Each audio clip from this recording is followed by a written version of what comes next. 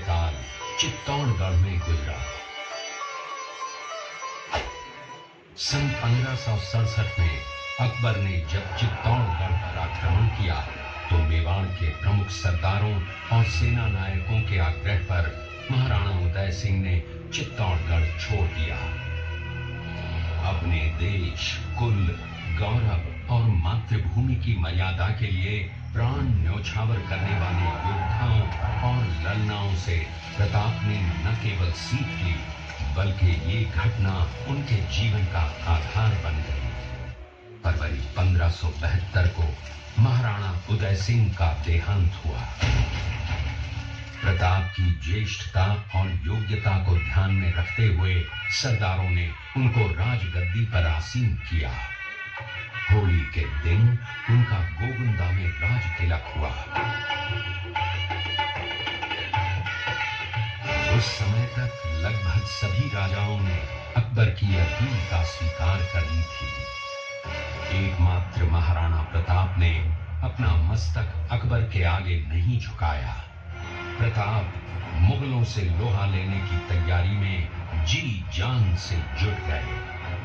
18 जून 1576 की सुबह हल्दी घाटी और खमनोर के मध्य एक मैदान में ऐतिहासिक युद्ध हुआ। महाराणा प्रताप की सेना गोगुंदा से हल्दी घाटी पहुंची, जबकि सेनापति मानसिंह के नेतृत्व में मुगल सेना ने हल्दी घाटी के ठीक नीचे मैदान में अपना मोर्चा जमाया। मुगल सेना के हरावल दस्ते द्वारा घाटी में घुसपैठ करने के प्रयास की प्रतिक्रिया स्वरूप महाराणा प्रताप की सेना मुगलों पर टूट पड़ी।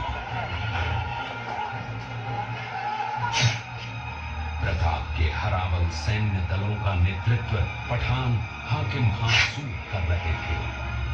भीलू राणा, जो राणा पूंजा के नाम से भी जाने जाते हैं, उनके नेतृत्व में भील आदिवासियों ने गोरिल्ला पद्धति से युद्ध करते हुए मुगलों के छक्के छुड़ा दिए।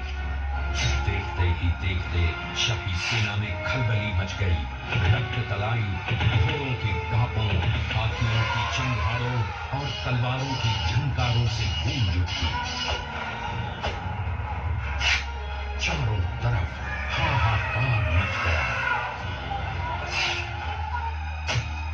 युद्ध का घटनाक्रम अचानक उस समय बदल गया जब प्रताप ने अपने घोड़े चेतक को एड़ लगाकर मानसिंह के हाथी पर चढ़ा दिया और उस पर भाले से भरपूर वार किया। मानसिंह हौदे में दुबक गया। हाथी से उतरते समय चेतक की एक टांग कट गई। इस स्थिति को भांपकर महाराणा प्रताप के हमशक्ल सेनापति झालामान ने महाराणा प्रताप से आज्ञा लेकर उनका राजमुकुट धारण किया। मुगल सेना झालामान को महाराणा प्रताप समझकर उन पर टूट पड़ी और झालामान शहीद हो गए। उधर चेतक ने अपने स्वामी को 5 किलोमीटर तक 3 टांगों पर ही लेकर एक बरसाती नाले को पार किया। उसके पश्चात उसके प्राण पखेरु उड़ गए। इस युद्ध से महाराणा प्रताप के मन पर गहरा प्रभाव पड़ा।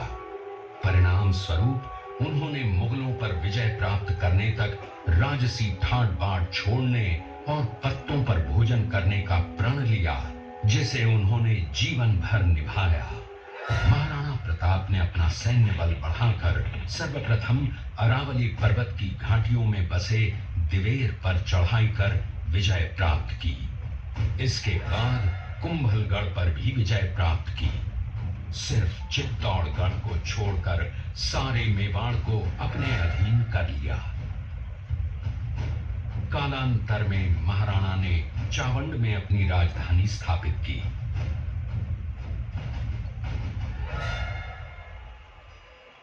19 जनवरी 1597 को राणा प्रताप ने मात्र 57 वर्ष की आयु में इस संसार से प्रयाण किया।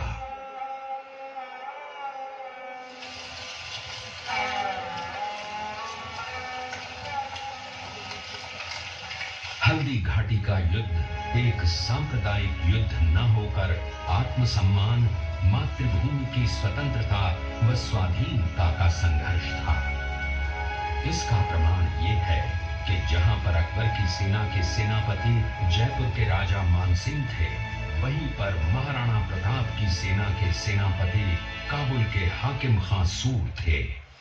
महाराणा प्रताप स्वतंत्रता की वेदी पर एक ऐसा अंगारा था जो आत्मसम्मान व देश गौरव के लिए दिन रात जलता रहा, धधकता रहा और अंत में बुझकर भी उसने देश में ऐसा लौह भर दिया जिसकी प्रखर किरणों ने भारत माता को गुलामी की जंजीरों से मुक्त कराने के लिए सदा प्रेरित किया।